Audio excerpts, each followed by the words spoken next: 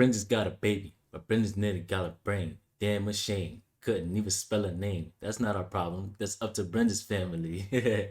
Tupac Shakur, the final 24. Now, I want to make it interesting for y'all. Who do y'all think is better, Tupac or Biggie? Now, me, I personally say Tupac for the simple fact that a lot of his messages carried out in today, surprisingly. Biggie, he definitely could rap. I'm gonna still give it to him though. But let me know what's your opinion. And without further ado, we're gonna get straight into this video. September 6th, 1996. Tupac Shakur is the most successful hip-hop artist in the world. He's no different than the king of rock and roll, Elvis Presley. Tupac was a king of rap. To his legions of fans, he's the ultimate gangster rapper. Thug life, that's my comment. He's the angry voice of urban America. Yes, I am gonna say that I'm a thug. That's because I came from the gutter. People in the hood call him Black Jesus. They was like, he was sent here to save us. But to the authorities... Thug, but some people said that he said thug life meant the hate you give life or something like that. And to his rivals within the world of hip-hop, he's seen as a threat. You know, America eats its babies. No matter what y'all think about me, I'm still your child, you know? He said many times, I'm going to die. I'm going to go out in a blaze of glory. And soon, that prophecy will come true. This is the story of the final hours in the life of Tupac Shakur.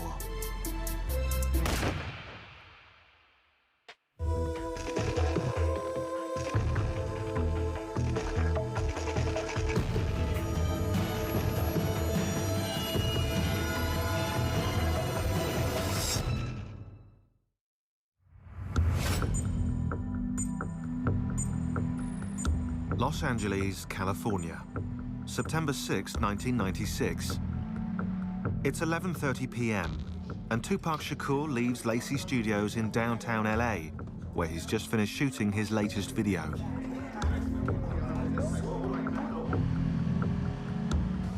After scoring 6 top 10 singles in the last 6 years, Tupac is riding a wave of success that other artists can only envy. But in just 24 hours, that ride will come to a sudden and brutal end. After driving to his mansion in the LA suburb of Calabasas, Tupac, exhausted from the video shoot, steals a few hours' sleep.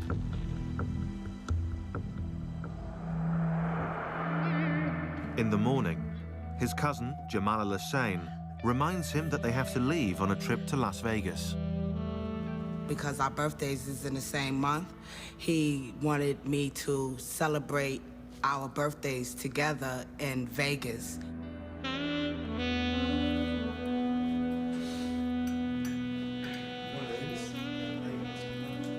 Tupac is going to Vegas to catch a boxing match and then play at a local club. Fucking warm-ass Tupac. With him is his live-in girlfriend, Kidada Jones, daughter of legendary record producer Quincy Jones.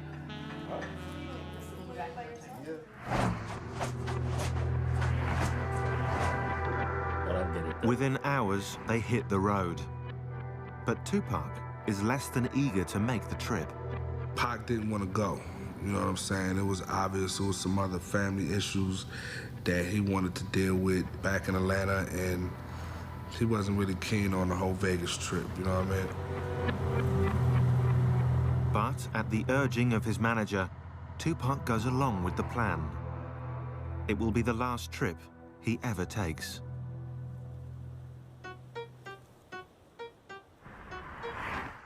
Five years earlier, back in 1991, the only plan for Tupac Shakur was making it to the top in the competitive world of hip-hop.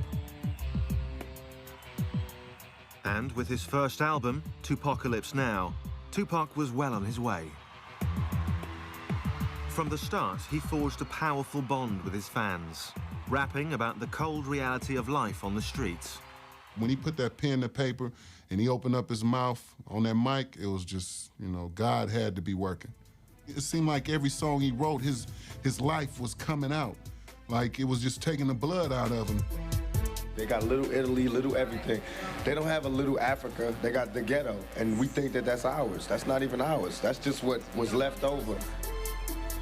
His songs stood up for the powerless, the poor, the forgotten, those with no political voice in society.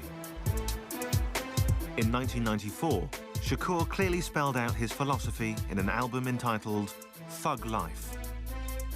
But he wanted the ones who didn't think nobody gave a to see that he gave Thug Life, the hate you gave little infants. Okay, so I was ready. Everyone. Thug Life isn't just something for me. Thug Life is for you too. Anybody. It's all the that society throws at you. Thug life is about choices. When you make the wrong choices, you end up in a life that you don't really want to be in. And that's what thug life is, against all odds. I'ma still make it. Tupac even had his political creed etched onto his skin. And all his tattoos meant something. He had 50 with an AK-47 tattooed on him. And what he believed is that 50 black men can do anything,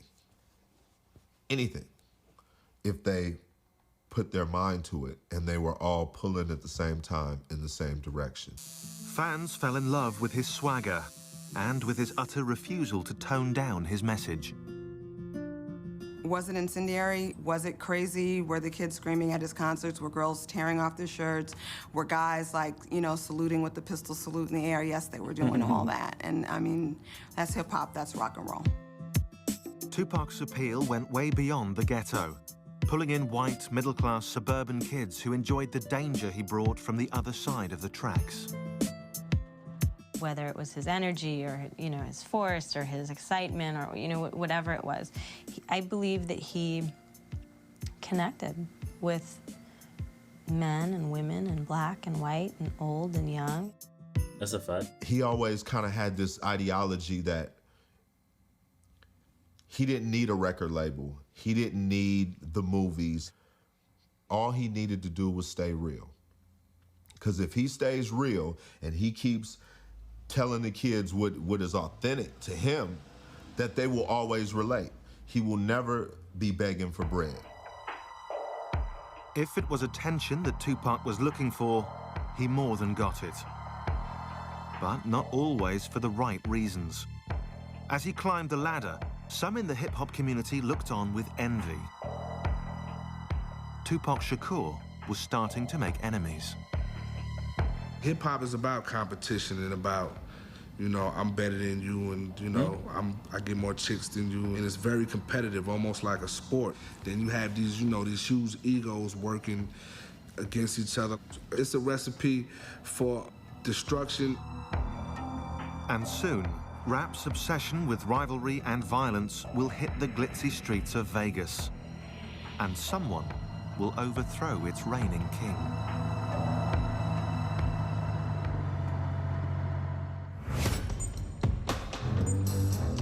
September 7th, 1996, 3 p.m.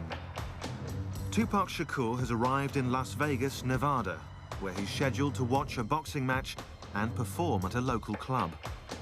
It's a performance he will never get a chance to give. In less than 9 hours, he'll be gunned down in cold blood. After leaving his girlfriend and cousin behind at the hotel, Tupac kills time before the boxing match by hitting the casino tables. At his side is his trusted bodyguard, Frank Alexander. We get over to the MGM, and he's gambling again on the crap table, and he's winning. He's winning big. He's doing really well. Yeah, I remember when we got to Vegas, I think Pac had about 10 grand in his pocket. Damn. And it was burning a hole in his pocket. He was trying to get rid of it as fast as he could.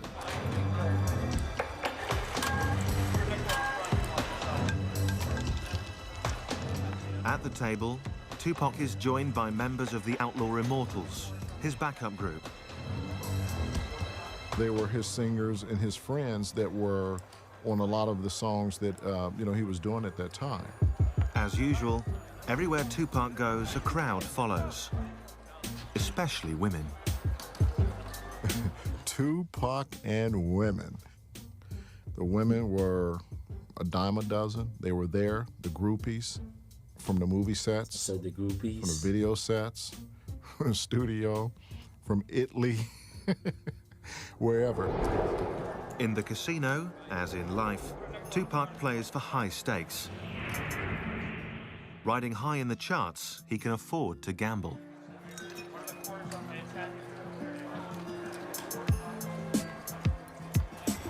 But 25 years earlier, on the streets of East Harlem, New York City, few would have laid bets on the future success of young Tupac Shakur.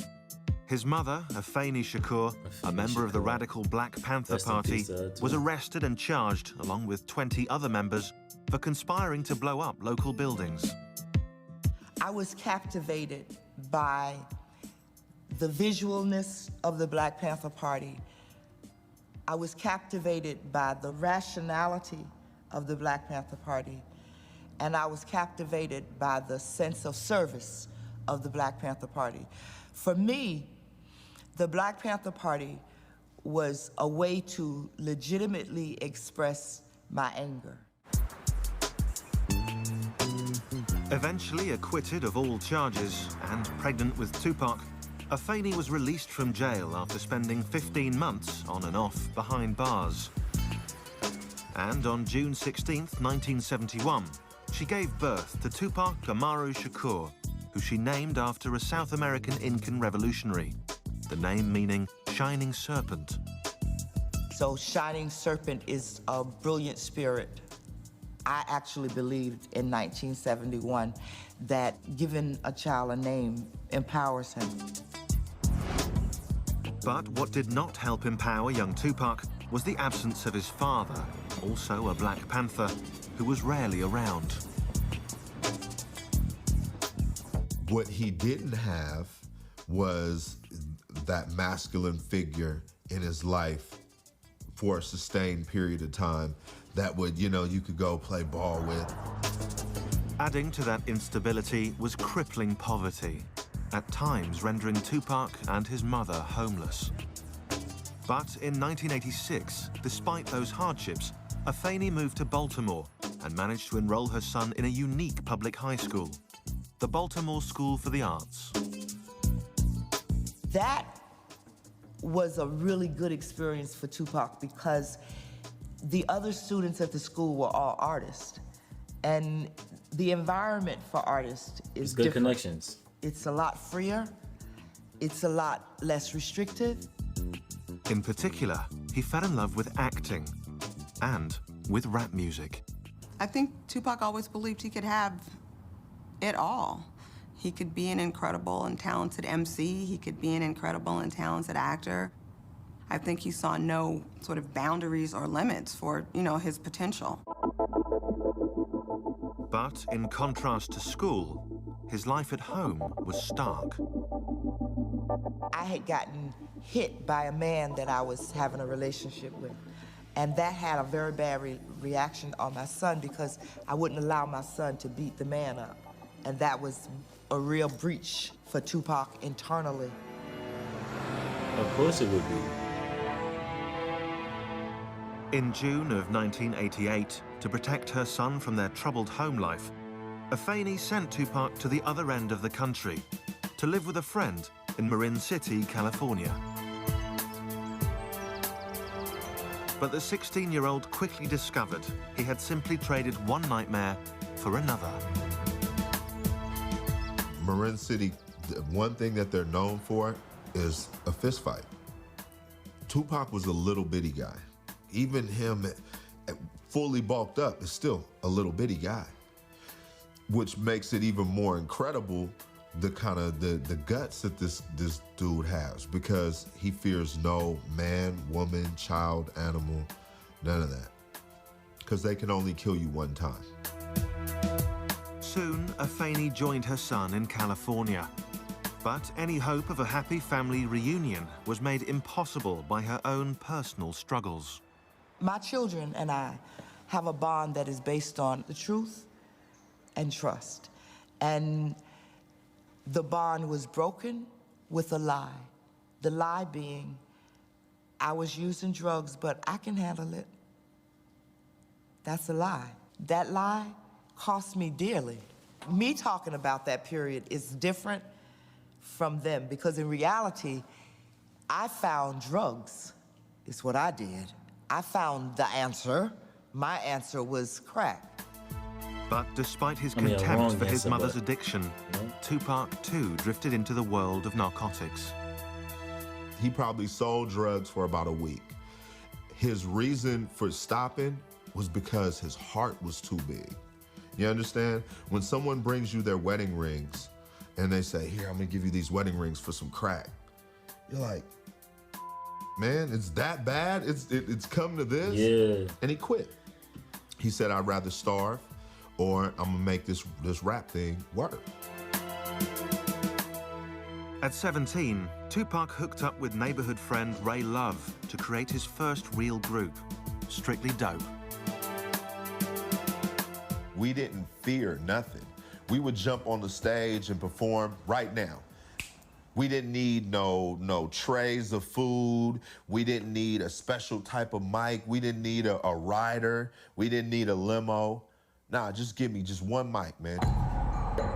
Tupac's ability to use that microphone would carry him clear out of Marin City and eventually to Las Vegas, where the world's greatest rapper would be silenced forever.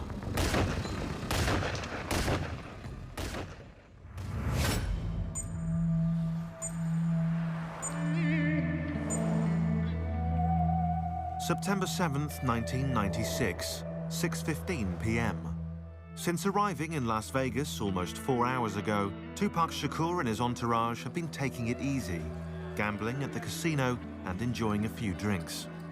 But in just 5 hours, Tupac Shakur will be gunned down by a cold-blooded killer.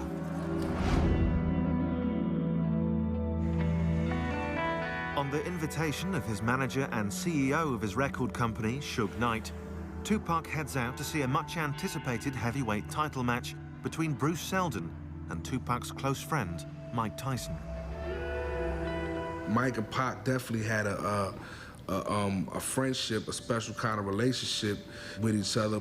We were all Tyson fans, you know what I mean? Like Tyson was a hero for you know, for us kids from the ghetto.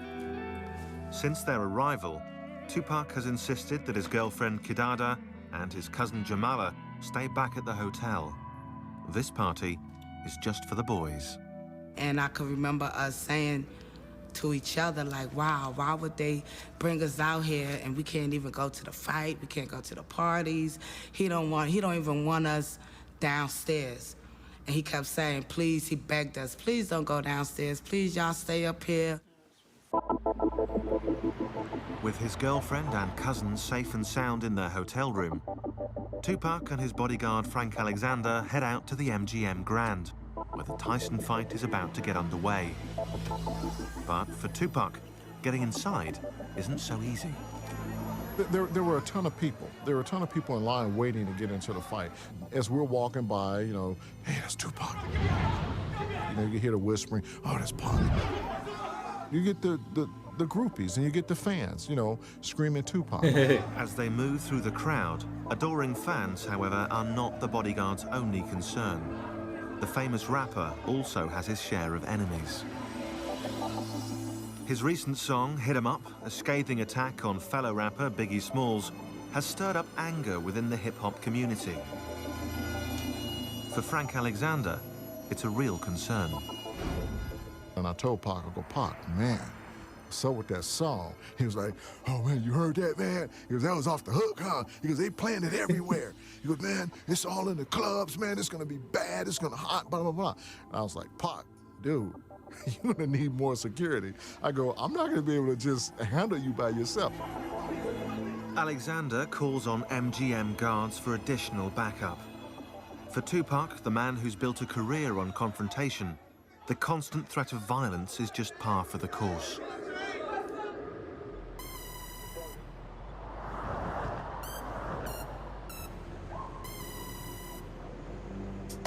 But back in 1990, only 6 years earlier, few had ever even heard of Tupac Shakur. Still down and out in Marin City, California, and desperately trying to break into the music business, he caught the eye of established Oakland rapper Shock G, who offered Tupac a gig as a dancer in his group, Digital Underground. He saw Pac had no home to go back to. Didn't Shock G pass away too? And, you know, he gave him an opportunity. It was just the break Tupac had been waiting for. Suddenly, the teenager was circling the planet on a world tour. Tupac had a lot of fun running around with Digital Underground. They were calling from Japan, and they were calling from London, and they were calling from Italy, and they were calling from Australia. A natural showman, Tupac graduated from just dancing to stepping up behind the mic. The move was an immediate success. Pac was a master at, he could take your style and do it a little bit different or a little bit better than you. And that was something. And so that's how he dealt with every situation. Soon, Tupac had his first record deal. And in November 1991, Tupacalypse Now was released. The album featured a strong and sometimes contradictory mix of violent anthems and compassionate social commentaries about poverty, broken homes, and drug abuse. If you look at his music, he had songs that were so negative about women and talked about them like they were just nothing. And then he had a whole series of other songs where he was putting all women, mothers and black women and all women on such a pedestal. He was a complicated guy. In his writing, Tupac drew from his various experiences. Raised in a politically charged Black Panther home, exposed to the fine arts, and schooled on the streets. He was a poet, you know what I mean, first. I think Pac was just so in tune with himself that he can do whatever kind of song and not feel like if people hear it, they're gonna think I'm weak. He's a fan of himself as well. He would go, listen to what I said. Oh my God, the boy is nice. And this is how he would say it. He'd be like, oh my God, the boy is nice. Yo, Jamala, listen to this. This is how I kick it. And he would recite a little verse out that song, and he'll go, ooh, I'm so nice, I'm so nice, I'm killing him, I'm killing him. I'll be like, Pop, he is crazy. Since he was a kid, Tupac had also fantasized about becoming an actor. And in 1991, he made his second dream come true. He starred in the critically acclaimed film, Juice. Juice came out. When I went to go see it, the girls were screaming. That was fly. That was to see. From the moment Juice came out, everybody was talking about Pac. It was just obvious that, you know, he was on the verge of something really major. That role helped him more than the music did. He would come downstairs and he would like spread his legs apart and his arms, shake his jewelry off and everything, pull his collar up and say, I'm a legend in my own time. And I would say, Dag, Pac, man, in another 10 years, you're gonna be the most powerful man in America. He was like, yeah, watch and see, I am. Things were looking good for Tupac. The following year, his mother, Afeni Shakur, now clean and sober, re-entered his life. Once again, they were a family. I discovered that when a child says to you, you're my mother, when they give you authority over their lives as their parent, that they can withdraw that authority. And my children withdrew it. I didn't take it back. They gave it back to me. But with the good came the bad. In 1992, Tupac was arrested for allegedly attacking a limo driver. In 1993, he was charged with assaulting another rapper with a baseball bat. Damn. In another incident, he was charged with attacking film director Alan Hughes with a weapon. In Atlanta, Georgia, he was arrested, although later released, for the alleged shooting of 2 off-duty policemen. It seemed that Tupac Amaru Shakur was taking his gangster image rather too literally. Well, Pac, you got to realize of you know, where he come from and his family's history with the police. And they hated Pac. They hated Tupac. I don't know if it was that his heart was a Black Panther heart. I don't know if that was it, but Tupac just had no patience for law enforcement, and I don't know that he had respect for law enforcement. And so I think, why were the authorities mad? Because Tupac was thumbing his nose at them and worse. Mr. Shakur, can we get a comment from you at all? Hell no. Thug life. Thug life. Thug life. That's my comment. What's that mean? I don't understand. This is yours. What's that mean? I don't Always felt like he would be a statistic. Yeah. But he said, if I'm gonna be a statistic and America's gonna thoroughly me over, I'm gonna be the ultimate statistic that I can be. In the battle between Tupac the artist and Tupac the streetwise thug, it appeared that the dark side was winning. And soon, on the streets of Vegas, on a warm summer's night, that darkness will swallow him whole. Sadly, man.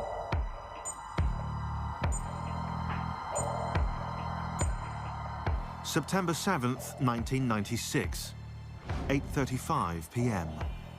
Tupac Shakur has just finished watching a boxing match at the MGM Grand, where his close friend Mike Tyson pulverized his opponent. What's crazy about this is, like, when it comes to this, everybody keep saying like, oh yeah, I was supposed to see him that night. Everybody in the fucking industry swore they were supposed to see him that night. I don't even know what's true no more about that. Sheldon in less than 2 minutes. Backstage, Tupac is accompanied by Suge Knight, his manager and the owner of his record company, Death Row. With them is Tupac's security guard, Frank Alexander, and various Death Row Records associates. It's clear to everyone that Tupac Shakur is still revved up from the fight. And he's just going off, you know, man, 50 blows, 50, man, he knocked them out, 50 blows. As the group enters the MGM Grand's lobby, one of Suge Knight's Death Row employees passes on a message to Tupac Shakur. One of Suge's guys is named Trayvon. But why did they do that? Or why did anybody even let that go down? That's why, like, in my eyes with the whole thing, I feel like that was a send-off. Like, out of all people, you tell Pac to go, come on, man. Came over and whispered in Tupac's right ear. Trayvon has spotted a man in the hotel lobby that he claims robbed him a few weeks earlier. The man is also a member of the Southside Crips, sworn rivals of another big LA gang, the Bloods, with whom Death Row is said to be affiliated. Tupac Shakur, the king of gangster rap, decides to teach the man a lesson. And Pac just ran up on him and... Damn. Fired up by the boxing match, the Death Row entourage, including its CEO, Suge Knight, joined Tupac in the feeding frenzy. In the chaos, Frank Alexander pulls Tupac from the brawl. I grabbed him and got him out of the fight. Orlando Anderson's on the ground and everybody's kicking at him, beating him down. 2 years earlier, in New York City, Tupac was involved in a different kind of battle, a fight for his very life. On November 30th, 1994, in the lobby of a Times Square recording studio, he was robbed of $40,000 worth of jewelry and shot 5 times at close range by a group of unidentified black men. While police wrote it off as a random robbery, Tupac saw it as an act of retaliation by one of his many enemies within the hip-hop community. And personally, to me, it could have been a setup, or it could have been whoever came through the door. Because Pac never thought nobody would do nothing to him, because he felt he represented the black community and nobody would... No. That don't go down like that. And that's why I try to get over to him. They don't go down like that. I don't care who you is. They'll take you down. Tupac had become a moving target. His aggressive music had angered both police and community leaders. His verbal attacks on other rappers had created friction within the world of hip-hop.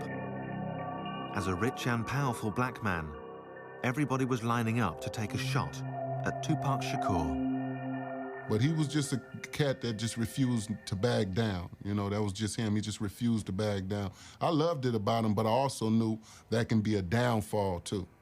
You know, and that's what I was really trying to give to him, that can't just run up on anybody, man. They'll kill you out here, for real. Tupac knew where he lived. He knew what the system was. He knew what he agreed with and what he didn't agree with. But he also knew that if he didn't make an effort to make capital in a capitalist society, he wasn't gonna be able to do anything that he wanted, you understand? Tupac's image as a thug was catching up with him. The shooting had left him with 5 bullet wounds, the most serious of which was a severed artery in his thigh. Tupac was paying the price for not only writing about our violent culture, but also for being a part of it. This is all about my image. Has nothing to do with me. This is all about my image. It's like MTV, all the papers, they building me up. Now they destroying me on the same image that they perpetuated. You know what I'm saying? I'm selling records. This is what I do for a living. I'm selling records. Don't get it twisted. This is not my real life. This is not how my real life is supposed to be. I'm not supposed to be really having all these villains in my life. You can't blame a rapper for murders unless you're gonna blame Arnold Schwarzenegger for all the people he killed in Terminator. You know what I'm saying? How you gonna blame a rapper when we only speak it, and then you got actors who show it, but you don't blame them? Less than 5 hours after his operation, and against doctors' advice, Tupac Shakur checked himself out of the hospital. He had other problems to deal with. The rapper was due in court to face rape charges brought by a 19-year-old woman. Charges he angrily denied. Why am I in court? You know what I'm saying? Get my life ripped apart. But I'm here, I'm gonna go through it. Let me know what y'all feel like in that situation, because I think she did a whole Vlad TV interview too, and it don't even sound believable. Let me know, y'all think she was lying or she was telling the truth with that situation. To show that I have faith in the American system, but soon I'm gonna go crazy. Acquitted of sodomy and weapons charges, Tupac was instead convicted of forcibly touching the woman's buttocks, a felony sex abuse charge. He was given the maximum sentence, up to 4.5 years behind bars. I'm thinking of a different one then. To his legions of fans, it seemed that the law was making an example of Tupac Shakur. Pac was the one that had the biggest mouth and would say it the loudest and say it to anybody, you know what I'm saying? It was times where he said it even to his mother. I'm loud, I didn't shut up. But I didn't think they was gonna take it this serious. Me keep talking out, I didn't think it was gonna be a matter of life and death. What did you do? What happened? Can you tell us? While at the Clinton Correctional Facility in upstate New York, Tupac seemed to undergo a startling transformation. The king of gangster rap publicly denounced thug life. Well, you got to realize when Pac was in jail, you know, jail will make you start thinking. And you're gonna do anything you can to get out of jail, you know? So, to me, when he denounced thug life, it was like, you know, I'm only playing. Let me get up out of here. But getting out of there wasn't so simple. Obviously, Pac was in a dire position, being incarcerated and, you know, his money being dwindled down because of all the cases and, you know what I mean, fighting these bogus lawsuits and all of that. In exchange for signing with Death Row and taking him on as his manager, Suge Knight promised to get Tupac out on bail. And soon enough, the all-powerful godfather of hip-hop made it happen. I think when it comes to that, he probably didn't really want to sign, but he looked at it like he just wanted to be out. I never saw the contract. I just remember the phone call. You know what I'm saying? Calling us saying, you know, I'm on death row now. You know, I just signed with Death Row. They tried to control Tupac. Even when they sent him to death row, they thought Suge was gonna be able to control him. But you know, that was just like putting a flame with some dynamite. That's gonna blow.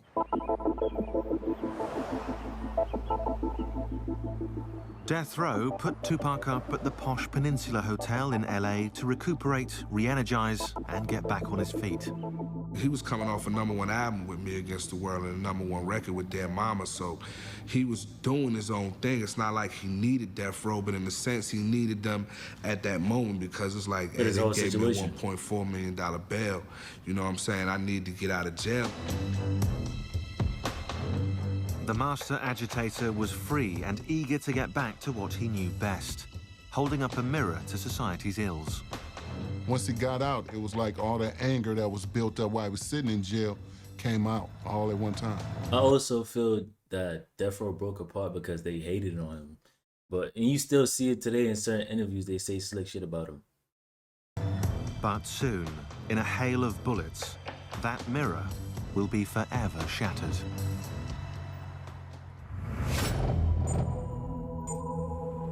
September 7th, 1996, 9 p.m., Las Vegas, Nevada.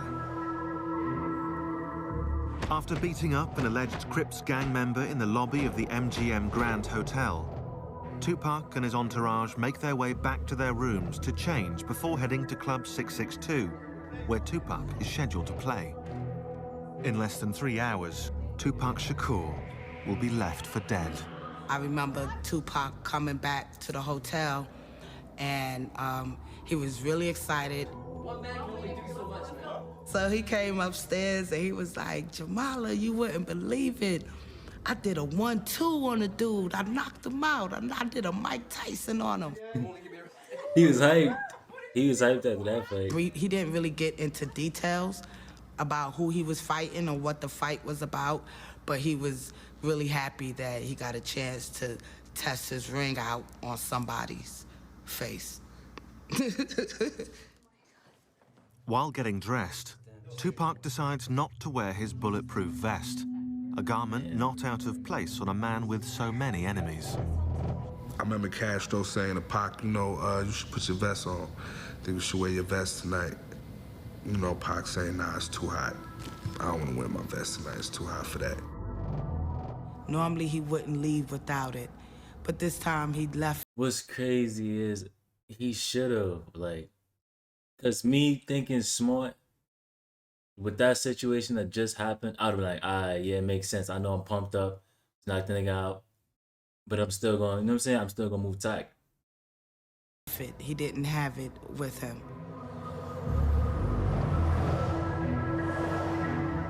After the short pit stop, Tupac and the others wind their way across the strip to a mansion belonging to Suge Knight, Tupac's manager and the owner of Death Row Records. Suge and Tupac disappear briefly while the others wait impatiently. I don't really know what Pac and Suge was doing at the time. You know what I mean? I just know we was waiting and I was ready to go. Almost everything in Suge Knight's mansion is red, the official color of the Mob Piru, an offshoot of the LA gang, the Bloods. He wore a lot of red. You know, it was his choice of color. He was from Compton. His hood, his set were of, you know, Bloods. So him wearing red, I think also that was another problem. Like, when it comes to back then, a lot of street shit was brought into the music industry. That's what got a lot of things mixed up, and that's what brought to a lot of beefs and stuff like that. red, if that's what he was representing, then that was on him. Some felt that by associating with a record label connected to the Bloods, Tupac was making himself yet more enemies. This time with the Bloods' arch rivals, the Southside Crips. But his bodyguard, Frank Alexander, saw it differently. Tupac was not gang-related. If you want to represent a color with Tupac, it would have been green, and that's the color of money. Yep. After about half an hour, with Tupac and the others ready to leave for Club 662, Tupac makes an unusual request to his bodyguard. I was walking to the car with Suge and with Tupac, and I was actually opening up the back door to get in the back seat. And Pac stopped and said, no, take the keys and go drive the Lexus with the Outlaws in it, because we're going to be drinking and you're going to be the designated driver to drive us back after we've finished partying over at 662. Tupac's last-minute arrangement comes at the urging of Suge Knight, who wants to talk privately with his star rapper. The procession snakes its way back to the Vegas Strip for the concert at Club 662, a concert he will never get to play. Less than a year earlier, Tupac had seemed invincible. He'd survived a point-blank shooting in New York, he'd survived jail time in a maximum security prison, and he'd emerged more popular than ever. His first album with Death Row, All Eyes on Me, took him to the top.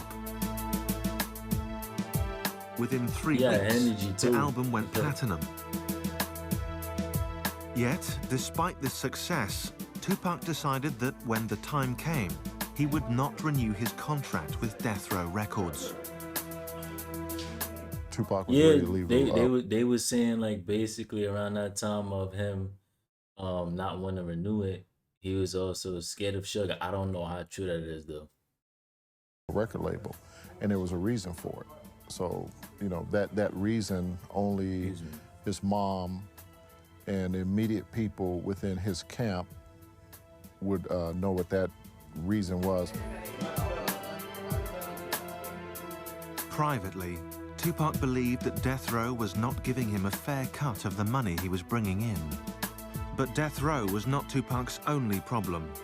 He was also fighting with an old rival, New York-based rapper Biggie Smalls, who he'd attacked repeatedly in his songs.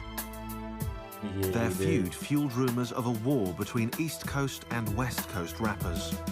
Well, the East Coast, West Coast beef was like a mirage. It wasn't true, you know, because all Pac is from the East Coast, all the outlaws from the East Coast, you know? It was just a beef that he had with Biggie. Tupac had spent the last 6 years fighting with the cops, the courts, other rappers, and now violent gangs. It was getting increasingly hard to tell his friends from his enemies. Tupac had a lot more enemies than just, you know, Joe Blow rapper across the country. He comes from a family of people that don't just talk, they act. And they're educated. Pac's big mistake was speaking truth to power. And that's one thing when you're talking about a faceless government or the president. It's a whole nother thing when you're talking about people within the industry that you work or people within the streets. He didn't just speak truth to power when it came to the cops. He said about the dope dealers. He spoke truth to power all the time. When you have that level of honesty, they don't want you here. No one does. And now, as Tupac rides to Club 662 with Suge Knight, he has no idea that one of those enemies is about to strike back.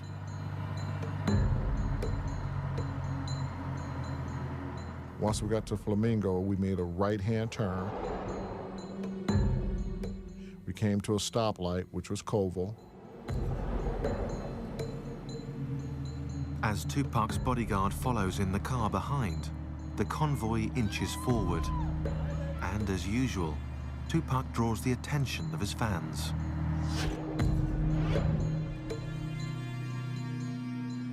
Then, suddenly, out of nowhere, a white Cadillac. As they got closer to the BMW, the arm came out and the gun just started firing.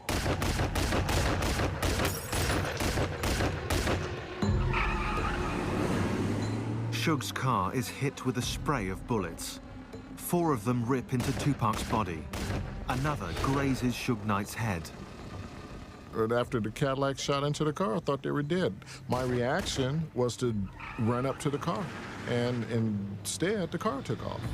Suge's bullet-riddled BMW makes a hard U-turn and races off in the opposite direction. I didn't know what to think. It was a fog. I mean, I could say what the bodyguard should have, would have did, but it's already too late. It was a haze. Were these real bullets? Did they really shoot these guys? Badly damaged, the car soon blows its tires and breaks down close by. And, for the second time in his short life, Tupac Shakur is looking death in the face.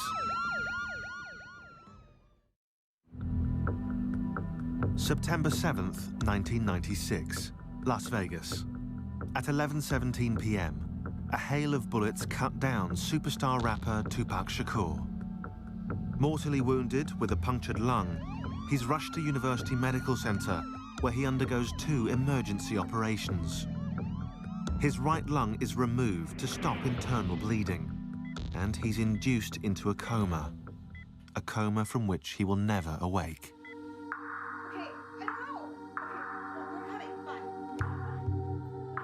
He was cussing and crying and mad, and what was going through my mind was that we just went through this in New York. I saw Jamala, and who had had quite a night, and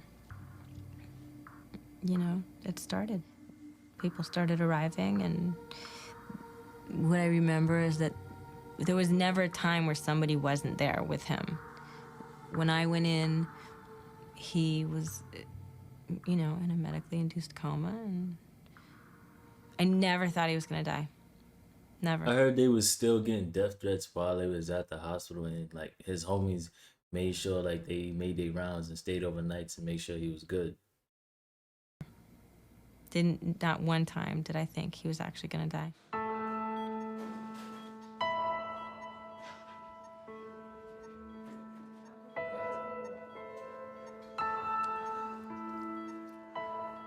When I first seen Tupac on a hospital bed, and he had all these tubes connected to him, and I knew then that he was gonna have to fight for his life. For 6 days, Tupac remains in a coma. Throughout, his family gathers in an around-the-clock vigil, refusing to accept the inevitable. We all had this thing, and I guess he did too, is to where like Pac is indestructible.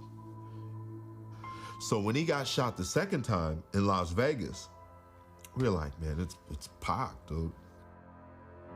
But on September 13th, 1996, at only 25 years old, Tupac Shakur's short but violent life comes to an abrupt end. His death leaves many feeling lost.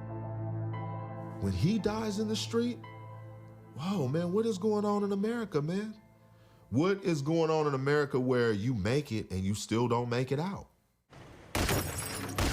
Meanwhile, the criminal investigation into Tupac's murder is stonewalled when witnesses refuse to cooperate. Theories on who pulled the trigger are rife. Some suggest a revenge attack by the Crips for the beating in the MGM lobby. Some point the finger at longtime Tupac rival Biggie Smalls, who will also be shot to death 7 months later. Others still speak of a setup by Suge Knight, who knew Tupac was planning to leave Death Row Records. Whatever the truth, on the streets of LA, retaliation for Tupac's death comes fast and furious. Over a 10-day period, 12 shootings erupt between rival gangs. 3 are killed, 22 are arrested. In death, Tupac becomes even more popular. He goes on to sell over 75 million albums worldwide and enters the Guinness Book of World Records as the highest-selling rap artist of all time. They lost a great man. They lost an activist, a poet, a rapper, a brother, a friend. He was one of the great ones. Yeah, he was. He's not a perfect person. He's not a perfect rap star. He's not a perfect pop star. I think people liked him all the more for that. That sense of humor, man. Dude was funny. It's not all, you know, not all what you see, you know, the toughness and the bravado and all of that. We did more laughing than we did any of that tough gangster. His mother, Afeni, takes the family reins. In 1997, the Tupac Amaru Shakur Foundation is created to provide training and support for creative students. I don't That think no same more year, fucking the Tupac. University of California, Berkeley, offers a course entitled The Poetry and History of Tupac Shakur. I speak to him all the time because it matters to me what he thinks about what we're doing. It matters to me. So I believe that he hears me. To this day, Tupac Shakur's killer has never been found. Man, that was definitely dope. I just want to say rest in peace to Tupac. Let me know what's your favorite song. Mine's is Brenda's Got a Baby and Changes. And I Ain't Mad at You. With that being said, I appreciate y'all from the bottom of my heart. Make sure y'all stay safe for the holidays. You know, don't go too crazy. Love is love, and I'm gonna catch y'all in the next video.